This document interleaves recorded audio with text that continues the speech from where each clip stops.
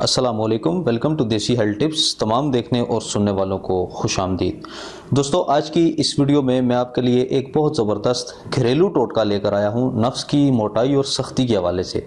ये लंबाई के लिए दोस्तों नुस्खा नहीं है, ये मोटाई और सख्ती के लिए नुस्खा है। मैं आपको सबसे पहले बताता चलता हूं कि स्पेशल ये सख्ती और मोटाई के लिए नुस्खा है।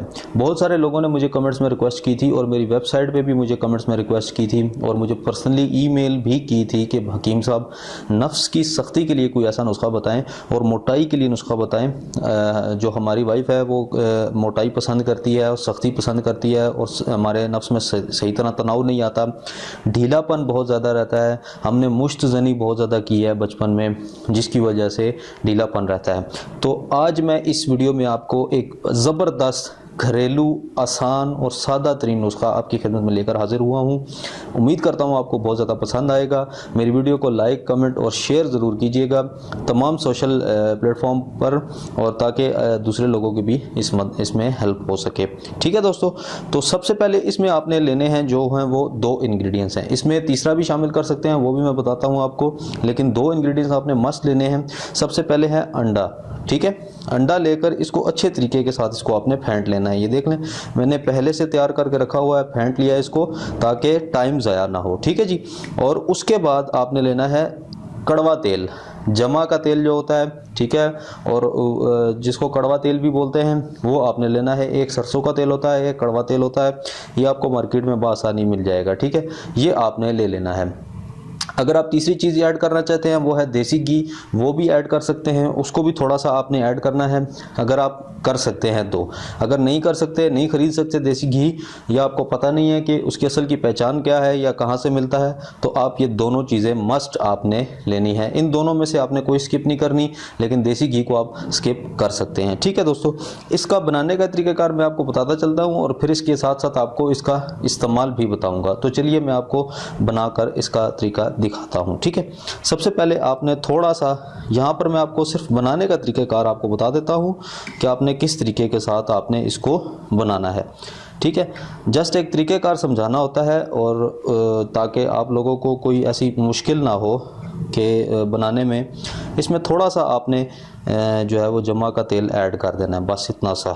ठीक है, ज़्यादा ऐड नहीं करना। अगर ज़्यादा ऐड करेंगे तो उससे क्या होगा कि आपके नफ्स में थोड़ी सी जलन पैदा होनी शुरू हो जाएगी और वो थोड़ा सा आपके लिए मसला बन जाएगा। तो इसको आपने अच्छे तरीके के साथ इस तरह फेंट लेना है। ठीक है, ये जब आप इसको अच्छे तरीके के साथ इस तरह फेंट लेंगे तो ये सारा तेल इसके अंदर मिक्स हो जाएगा। ये आप देख लें। ठीक है जी, ये आपका एक किस्म का नफ्स पर तिला करने के लिए एक तेल तैयार हो चुका है। ठीक है जी, ये देख लें, बहुत आसान है, बहुत घरेलू और सादा तरीन नुस्खा है। इसके इस्तेमाल से, ये देखें, आपको नज़र आ रहा होगा स्क्रीन के अंदर। ठीक है जी, इसको आपने इस्तेमाल कैसे करना है। इसके इस्तेमाल से अगर आप इसको एक दफ़ा नफ्स पर तिला करेंगे और उसके बाद इसको खुश्क होने दे दें, जब ये खुश्क हो जाएगा तो उसके कम अज़ कम 10 या 15 मिनट बाद आपको क़ुव्वत बा में इंतहाई सख्ती पैदा होगी, आपके नफ्स में इंतहाई से ज़्यादा सख्ती पैदा होगी और क़ुव्वत बा में बहुत ज़्यादा इजाफा हो जाएगा। ठीक है, आपके नफ्स में खून की रवानगी बहुत ज़्यादा तेज़ हो जाएगी, इंतशार आ जाएगा और नफ्स आपका बिल्कुल स्ट्रेट हो जाएगा इस तरह। ठीक है जी, ढीलापन उसमें नहीं रहेगा। ठीक है, थोड़ा सा आपको लगेगा तेल, लेकिन ये आपकी रगें और पट्टे खोल देगा, खून की रवानगी कर देगा और नफ्स आपका बिल्कुल सख्त हो जाएगा और मोटाई भी नफ्स के अंदर आनी शुरू हो जाएगी। ठीक है, इसके मुसलसल इस्तेमाल से आपको नफ्स के जितने भी जुमला अमराज हैं, नफ्स की ढीलापन है, टेढ़ापन है, वो सब तमाम के तमाम दूर हो जाएंगे इसके इस्तेमाल से। ठीक है जी, तो आपने ये 2 चीज़ें ज़रूर इस्तेमाल करनी है। देसी घी को आप स्किप कर सकते हैं। ये आप नुस्खा ज़रूर बनाकर इस्तेमाल करें जिन लोगों को नफ्स में ढीलापन आता है, सख्ती नहीं आती और इंतशार सही नहीं आता।